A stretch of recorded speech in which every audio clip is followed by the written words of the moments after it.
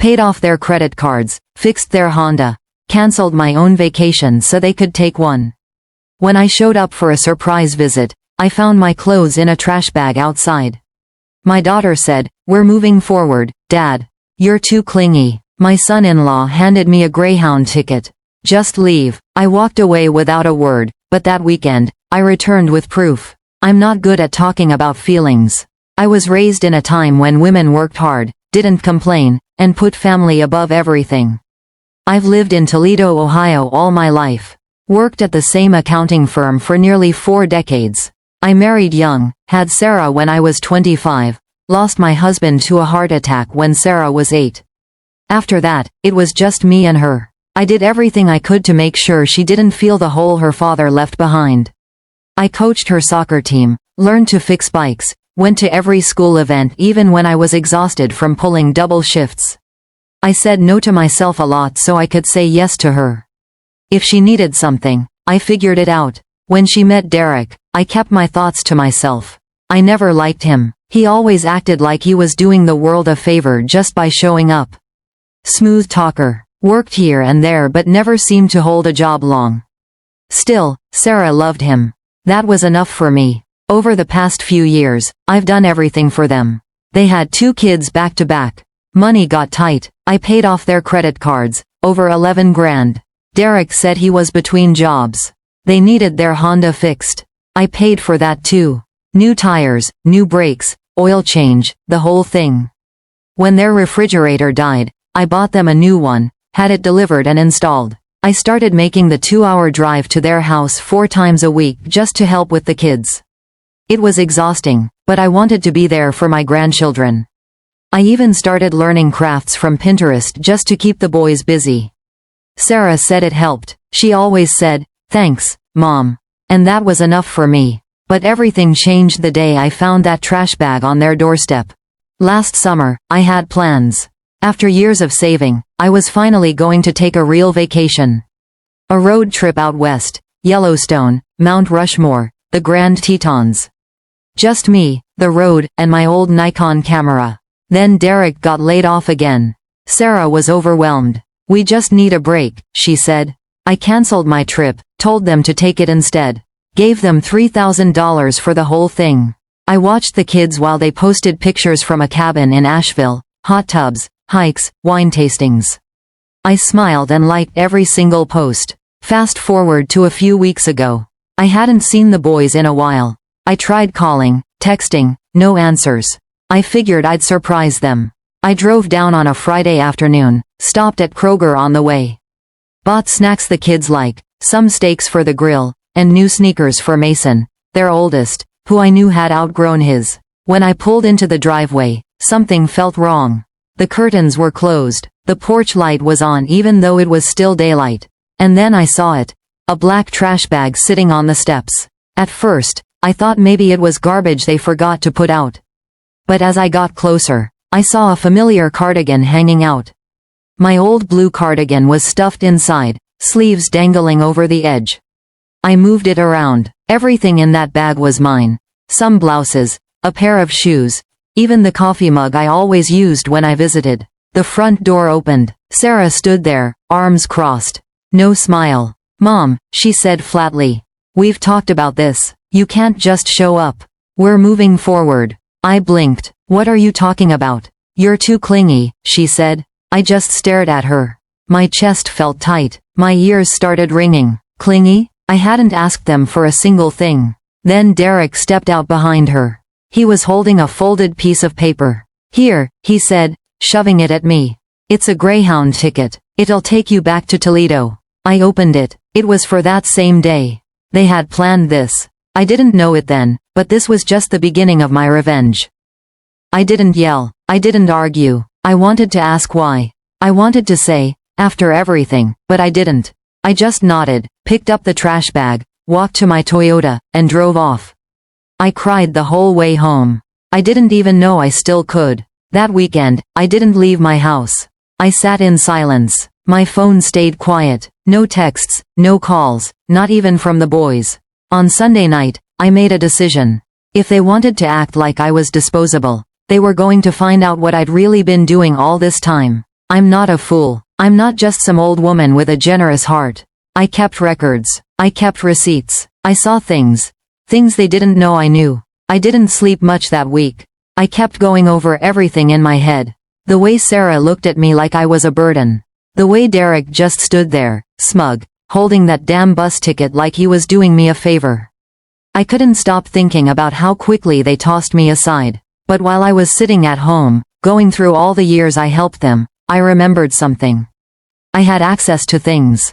Details. Records. Because when you pay for everything, when bills are in your name, when you co-sign for loans, you start getting paperwork. So I went digging. I pulled out the drawer in my little desk where I keep folders.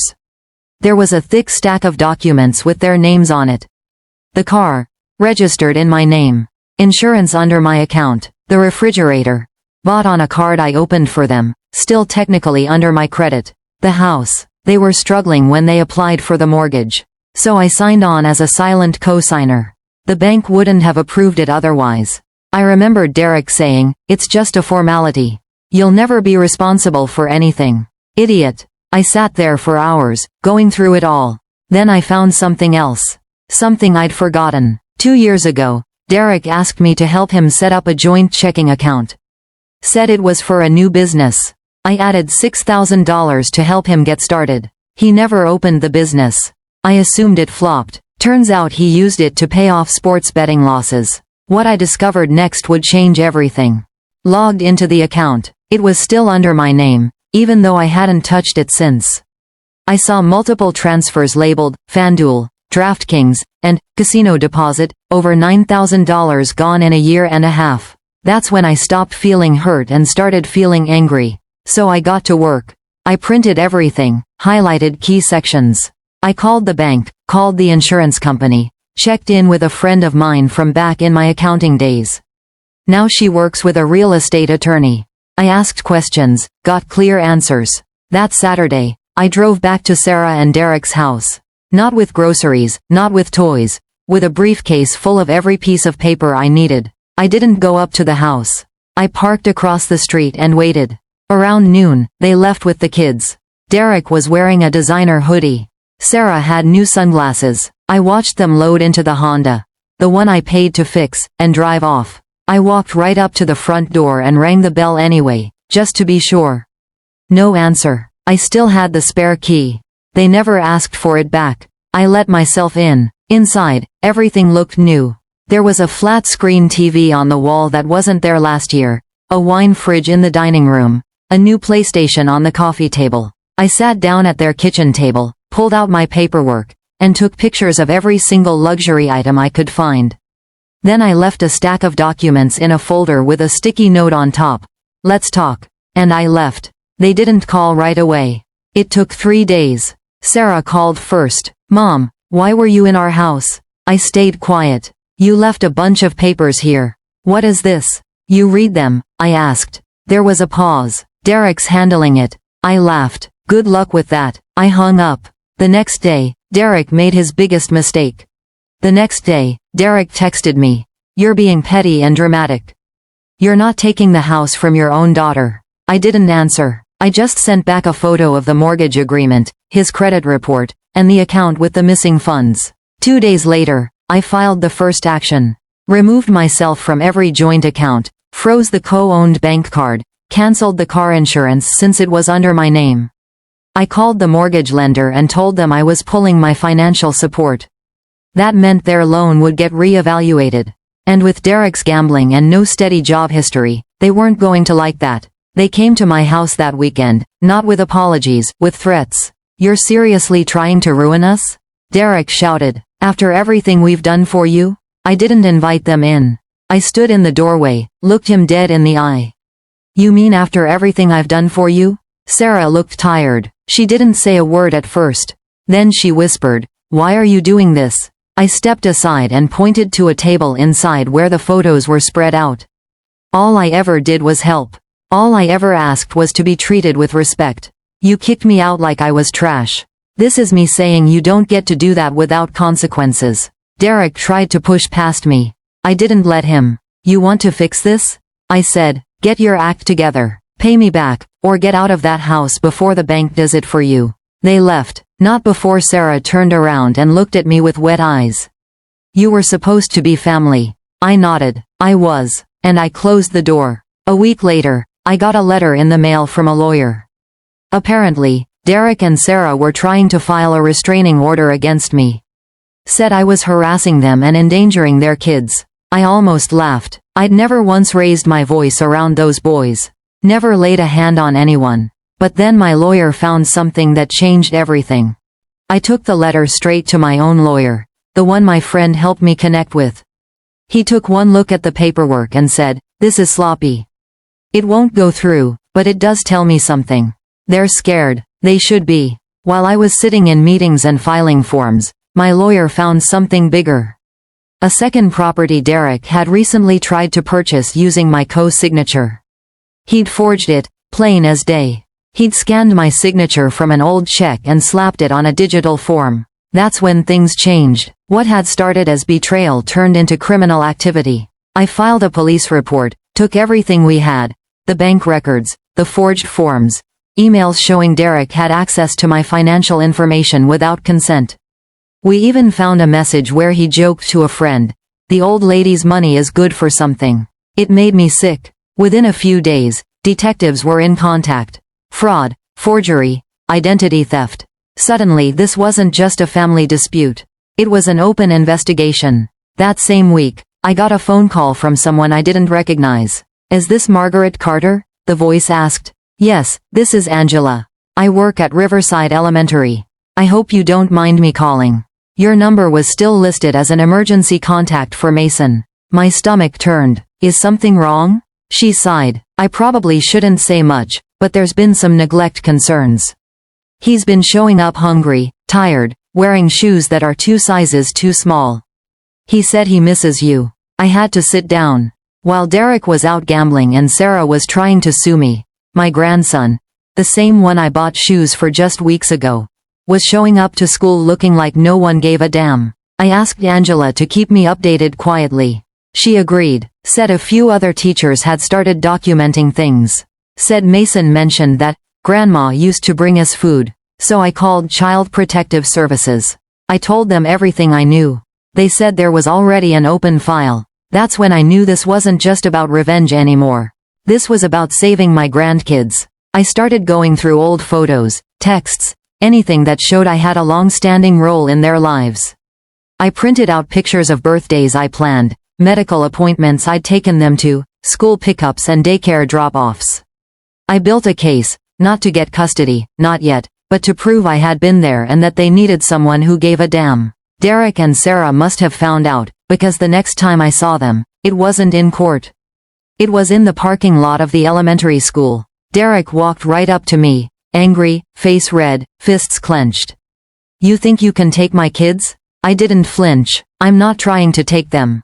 I'm trying to protect them from you." Sarah was behind him, holding her phone, recording. "You're making this worse," she said. "We can fix this if you stop pushing." I looked at her for a long time. My daughter, the girl I raised. And for the first time, I didn't see my little girl. I saw a stranger who'd let her kids fall through the cracks. I spoke slowly. "I'll stop pushing when you start parenting." 3 days later, I got a call from CPS. They were coming to do a home visit at Derek and Sarah's place. I don't know what triggered it, maybe the school, maybe the call I made. Maybe both, but it was happening. And I was ready, because I knew exactly what they'd find behind that clean porch, behind that staged smile, behind those social media posts that made it look like everything was perfect. They'd find the truth. 2 weeks later, everything fell apart for them. The CPS visit didn't go how Sarah and Derek thought it would. They cleaned up the house, sure, probably coached the boys on what to say. But you can't fake structure, routine, and basic parenting. And you can't fake a fridge that's empty except for leftover McDonald's. Mason told the social worker he eats cereal with water, that his mom sleeps a lot during the day and yells when he makes noise. The younger one, Tyler, still in pull-ups, hadn't seen a pediatrician in over a year. A week after the visit, CPS contacted me and asked if I'd be willing to take the boys short-term while they reviewed the case. I didn't hesitate. I picked them up on a rainy Thursday evening. Sarah didn't say much. Derek stayed inside. Neither one even looked the boys in the eye. They just handed over a garbage bag with a few clothes and a tablet that didn't even charge. I brought them home, gave them a bath, cooked spaghetti, let them fall asleep on the couch watching cartoons. For the first time in weeks, Mason didn't have to be the adult in the room. Meanwhile, Derek got arrested. Fraud and identity theft. They found out he'd also opened 2 credit cards under my name, racked up over $4,000 across both. The final court hearing was 5 months later. I sat in the back of the courtroom, silent. Sarah walked in looking worn and bitter. She barely glanced my way. Derek stood next to his lawyer in a wrinkled suit that didn't fit. The judge wasn't moved by his lawyer's plea. You used your children's grandmother like a personal ATM. You showed no remorse until you got caught. You lied. You stole. And worst of all, you gambled away a future that someone else built for you.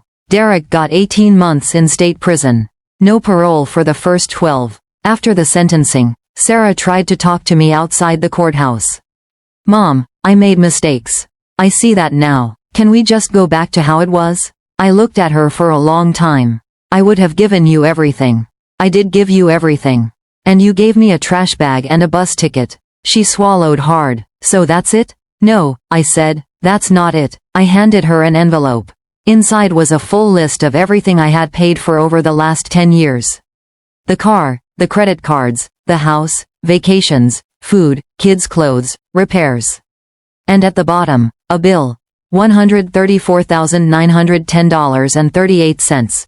Marked, paid in full through pain, years, and silence. Never again. She looked up at me, face pale, eyes red. I turned and walked away. I didn't do it to be cruel. I did it to finally let it end, to make peace with the truth. You can give someone your whole heart, your whole life, and they'll still toss you out like nothing if they don't know what it cost. But the boys, they're safe now. And when Mason calls me mom by accident, I don't correct him. Because in all the ways that matter, I am.